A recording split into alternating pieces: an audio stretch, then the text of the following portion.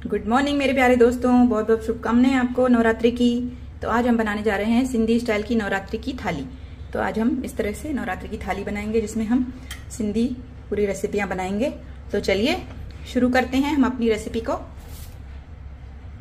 तो व्रत वाले आलू बनाने के लिए सबसे पहले आलूओं को छीलकर कट कर लेना है। तो आलूओं को छील लेंगे सबसे पहले हम।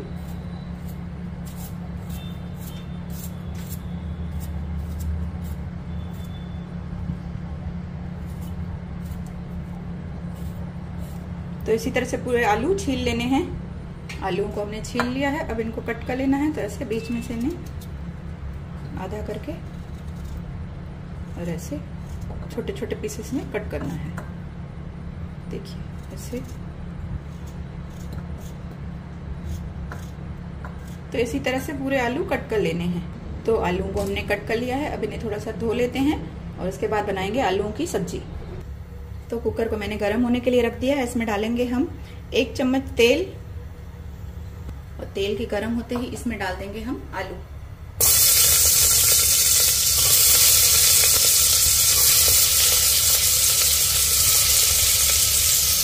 अगर आप जीरा खाते हैं तो आप यहाँ पे 1 चम्मच जीरा डाल सकते हैं तेल में, लेकिन मैं ऐसे ही बना रही हूँ प्लेन। अब इसमें डाल देंगे सेंधा नमक। अब इसे 1-2 मिनट के लिए इस तरह से भूनना है।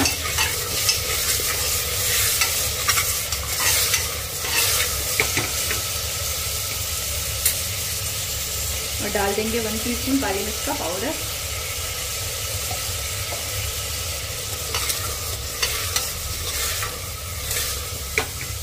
अब इसे हाई फ्लेम पर 1-2 मिनट भूनना है।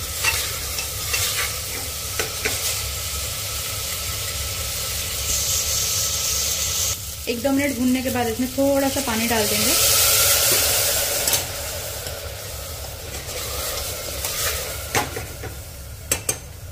और इसे हाई फ्लेम पर ही रखेंगे थोड़ी देर, जब तक ये पानी सूख नहीं जाए। इसमें मैंने कड़ी पत्ता, हरी मिर्च, जीरा कुछ भी नहीं डाला है। अगर आप चाहें, अगर आप खाते हैं उपवास में तो आप डाल सकते हैं। तो पानी हमारा सूख चुका है, ये देखिए एकदम। और ये देखिए नीचे से ऐसे लग रहे हैं। तो आपको थोड़ी देर इसे भूनना है। ऐसे एकदम से आप आलूओं में पानी नहीं डालें, पहले इसे 1-2 मिनट ऐसे भून लें। जब ये नीचे से ऐसे लगने लगे तभी आप इसमें पानी डालें। तो अब इसमें डाल देंगे पानी। आलू हमारे अच्छे से भुन चुके हैं। तो इसमें हम जितना आपको ग्रेवी करनी है उतना पानी आप डाल दें। तो इसमें मैंने नॉर्मल 2 कटोरी, नॉर्मल घर के 2 कप भर के आप डाल सकते हैं, क्योंकि ये जो सब्जी बनती है उसकी ग्रेवी ही काफी अच्छी लगती है। तो इसे आप पतली रखें, क्योंकि इसे आप ज्यादा गाढ़ा रखेंगे तो बाद में भी ये गाढ़ी हो जाती है। अब इसमें थोड़ा सा नमक और काली मिर्च वापस डाल देंगे, क्योंकि नमक थोड़ा कम था और थोड़ी सी काली मिर्च मैंने डाली है। अब इसे हम प्रेशर कुक करेंगे 3 सीटी तक, ताकि हमारे आलू जो हैं अच्छे से पक जाएं। तो इसे हम कवर कर देते हैं और इसे 3 सीटी लगने देते हैं। 3 सीटी लग चुकी है, सब्जी हमारी तैयार हो चुकी है। ये देखिए आलू हमारे एकदम अच्छे से, ये देखिए गल चुके हैं। अब थोड़े आलूओं को आप क्या करेंगे, इस तरह से मैश कर लीजिए।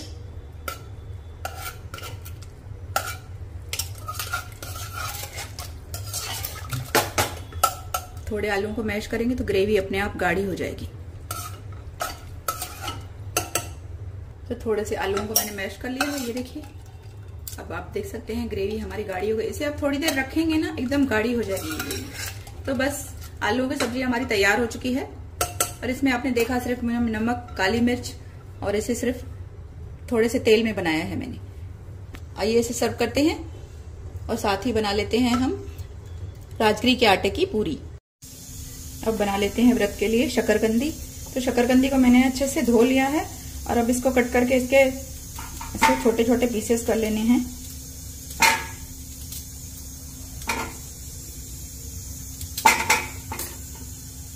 इसके ऐसे पीसेस कर लेने हैं। अब हम गैस ऑन करेंगे और गैस के ऊपर इस तरह का कोई बर्नर रख देंगे और उसके ऊपर कढ़ाई रखेंगे।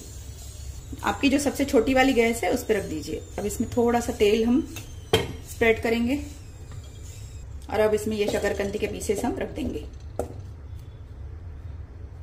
और इसको कवर कर देंगे हम ऐसे किसी ढक्कन से, ताकि ये पूरे भाप में अच्छे से पक जाएं। और इसे एकदम लो फ्लेम वाले गैस पे रखना है। तो इसे हम रख के साइड कर लेते हैं। और जब तक हमारी गाजर पकती है तब तक हम यहाँ पे हमने एक बड़ा कप दूध ले लिया है, इसमें डाल देंगे भीगे हुए साबूदाने। ये 1/4 कप साबूदाने हैं। या तो आप नॉर्मल 2-3 चम्मच साबूदाने ले लीजिए और उन्हें भिगो दीजिए। घर के जो चम्मच होते हैं 2-3 वो चम्मच ले लीजिए। और इसके साथ ही इसमें डालेंगे हम 2 चम्मच शक्कर। ये नॉर्मल चम्मच है घर का, 2 चम्मच भर के शक्कर डालेंगे। अब इसे हम लो फ्लेम पर पकने देंगे। खीर के लिए हमें थोड़े से ड्राई फ्रूट ले लेने हैं और इन्हें कट कर लेना है। इसमें मैंने काजू बादाम और किशमिश लिए हैं। अब खीर में हम डाल देंगे आधा चम्मच इलायची का पाउडर, या तो डायरेक्ट इलायची भी डाल सकते हैं आप कूट के।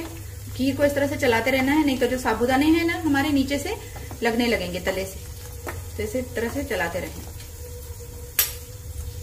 और खीर को तब तक पकाना है जब हमारे जो साबूदाने हैं वो एकदम ट्रांसपेरेंट हो जाएं, तब तक इसे पकाते रहना है।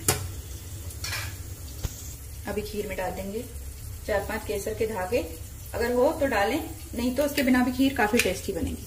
और ये थोड़े से ड्राई फ्रूट जो थे वो कट कर लिए थे मैंने, इन्हें भी डाल देते हैं और इन्हें 5 मिनट तक और पकाना है। अभी तक हमारे साबूदाने हुए हैं ट्रांसपेरेंट, लेकिन इतने नहीं हुए हैं, तो इसे 5 मिनट और पकाएंगे लो फ्लेम पर।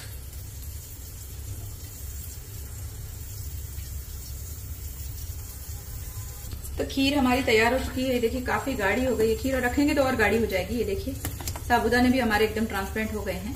तो इसे बंद कर देते हैं और साइड में रख देते हैं। तो गैस को बंद कर रही हूं। अब हम गाजर को चेक कर लेते हैं। गाजर को मैंने दूसरे गैस पे रख दिया था, तो देख लेते हैं। देखिए अभी तक गाजर हमारी अच्छे से पकी नहीं है, एक कोई पक गई है कोई नहीं पकी है। तो इसे थोड़ी देर और रखेंगे जब तक एकदम ही सॉफ्ट ना हो जाए। थोड़ा सा इसे घुमा लेंगे और इसे वापस हम कवर कर देंगे। इसके पकने में थोड़ा सा ज्यादा टाइम लगता है, लेकिन ये काफी टेस्टी लगती है। तो और 5 मिनट हो चुके हैं, इसे चेक करते हैं। तो ये देखिए अभी हमारी जो चाकू है वो इजी जा रही है, तो हमारी जो गाजर है एकदम अच्छे से पक चुकी है। ये देखिए।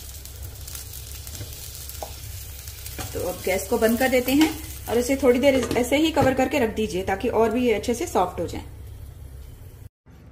अब इस गाजर को मैंने निकाल लिया है, ये देखिए एकदम सॉफ्ट हो गई है। अब इसे हम छील लेंगे, इसका छिलका निकाल कर रख देंगे। ये देखिए इसी तरह से हमें पूरे गाजर का छिलका निकाल के रख देना है। और इसे आप उपवास में खा सकते हैं, ये बहुत ही टेस्टी लगती है। और अपनी मिठास, इसमें अपनी मिठास होती है, तो इसमें हमने शक्कर के बिना भी आप इसे बना सकते हैं ऐसे पका के। तो तैयार हो चुकी है हमारी शक्करकंदी। ये देखिए। और अब पूरी बना लेते हैं। तो यहाँ पे मैंने राजगिरी का आटा ले लिया है, ये आपको किसी भी स्टोर में आसानी से मिल जाएगा। तो यहाँ इसमें से हम आधा कप आटा ले लेंगे, थोड़ा सा ज्यादा ले रही हूँ आधा कप से, मतलब 3/4 कप आटा ले लेना है आपको। और अब हमें ले लेने हैं उबले हुए आलू। यहाँ पे मैंने आलू को बॉयल कर लिया है। अब इसे हम कर देंगे कद्दूकश। तो इसे मैं डायरेक्ट इसके ऊपर ही कर रही हूँ, आप अलग से भी करके डाल सकते हैं, या मैश करके डाल दीजिए या कद्दूकश करके डाल दीजिए इसमें। तो ये मैंने आलू डाल दिया है। इसके साथ ही इसमें डाल देंगे सेंधा नमक और डाल देंगे काली मिर्च का पाउडर थोड़ा सा। और अब इसका हम डो लगा लेंगे। तो पहले इसे मिक्स कर लेंगे ताकि हम देखेंगे कि आलू इसमें अच्छे से आलू में भी मॉइस्चर होता है, तो पहले इसे मिक्स कर लें अच्छे से। और इसमें हम एक चीज आपको बताना भूल गई हूँ, इसमें 1 चम्मच तेल डालेंगे।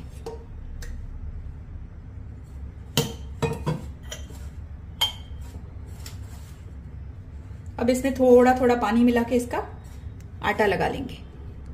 पानी एकदम थोड़ा सा डालना है, क्योंकि आटा हमारा ज्यादा नरम नहीं होना चाहिए, नहीं तो पूरी बेलने में हमें थोड़ी प्रॉब्लम होगी। तो बस आटा हमारा लग चुका है। अगर आटा थोड़ा सा गीला भी हो जाता है तो इसमें आटा डाल दीजिएगा। अब इसे थोड़ा सा हम सेट होने के लिए रखेंगे। तो कम से कम इसे 15 मिनट के लिए रख देते हैं सेट होने के लिए। तो 15 मिनट हो चुके हैं। अब बनाएंगे इसमें से पूरी।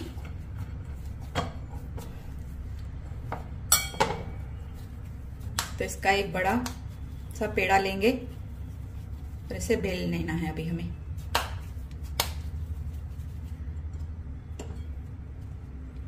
तो यहाँ पे राजगिरी का ही आटा ले लिया है मैंने। इसमें हम डो को थोड़ा सा आटा लगाएंगे और फिर इसे बेलेंगे। आटा थोड़ा ज्यादा लगाइए, अगर आपका ये डो चिपकता है तो थोड़ा आटा ज्यादा लगाइए और इसे इस तरह से बेल लीजिए हल्के हाथों से। और फिर से इसे थोड़ा सा आटा लगाइए। इसे बड़ा डो बेल लेना है। आप चाहें तो छोटी छोटी भी पूरियां बना सकते हैं, पर मैं एक बड़ा बना रही हूं। फिर मैं उसमें से कट करके छोटी पूरियां बनाऊंगी।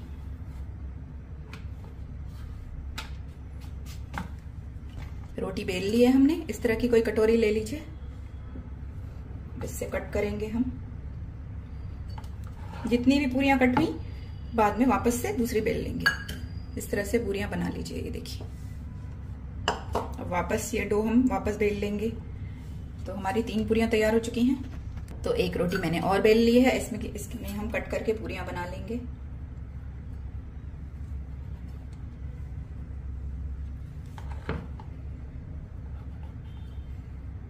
आपके किसी बड़ी जगह पे अगर बनाएंगे तो आपकी बहुत सारी पूरियां एक साथ बन जाएंगी। अभी मैं इस चकले पे बना रही हूं तो मैं सिर्फ 3 ही पूरियां बना पा रही हूं। तो हमारी अब 6 पूरियां तैयार हैं। चलिए इन्हें पहले फ्राई कर लेते हैं। यहाँ पे मैंने ऑयल रख दिया था गर्म होने के लिए। इसमें डाल के देखेंगे थोड़ा सा डो। देखिए ये ऊपर आ रहा है, तेल हमारा गर्म हो चुका है। तो पूरियों को बेल लेंगे, फ्राई कर लेंगे। तो इसमें डालेंगे एक पूरी।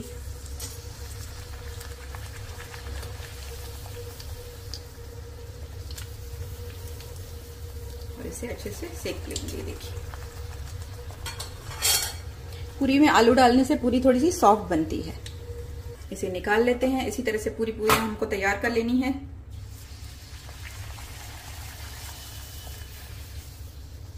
आप चाहें तो एक साथ 2-3 पूरियां भी डाल सकते हैं अगर आपको प्रैक्टिस है तो पूरियां भी हमारी फ्राई हो चुकी हैं। अब चलिए हम नवरात्रि की थाली को सर्व करते हैं। पूरियों को मैंने निकाल लिया है। अब चलिए नवरात्रि की थाली को हम सर्व करते हैं। तो सबसे पहले कटोरी में हम डालेंगे गाजर, शकरकंदी जो हमने बॉयल की है।